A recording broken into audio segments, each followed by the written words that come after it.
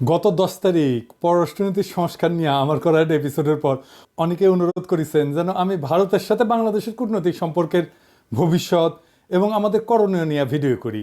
আপনারা জানেন আমার গুরু খলিল ভাই, উনিও আমাকে ইমেলে তার যে মতামত জানাইছেন সেইখানেও তিনি বলছিলেন যে ভারতের সাথে কূটনৈতিক সম্পর্ক নিয়ে আমি সেইখানে কথা বলি নাই আগের এপিসোডে।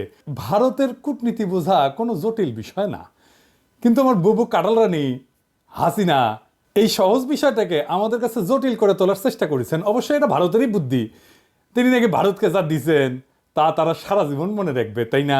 হ্যাঁ, দেখেছেন তো কি দিছে আর আমরা কি পাইছি তা আজকে দেখব। এই ভিডিওটা শুধু আমাদের সরকারের জন্য না, কূটনীতিকদের জন্য না, বরং কৃষক, ছাত্র, জনতা সহ বাংলাদেশের সকল নাগরিকের জন্য গুরুত্বপূর্ণ। কেন? কারণ আমাদের একমাত্র শত্রু হইল ভারত। জি না, আমরা একা তাকে শত্রু জ্ঞান করি না, তারাও আমাদের শত্রু বলেই মনে করে। এই শত্রু শত্রু খেলা তারাই শুরু করেছে, আমরা শুরু করি নাই। এটা আমার অনুমান না, আজকে প্রমাণ করব এবং সবাইরে জানাবো প্রমাণ সহকারে। না হইলে বিপ্লবকে ব্যর্থ করার যেসব চেষ্টা ভারত করবে তা মোকাবেলা করা আমাদের দিয়ে সম্ভব হবে না। গত 16 বছর হাসিনা যেভাবে আমাদের সরকারের সব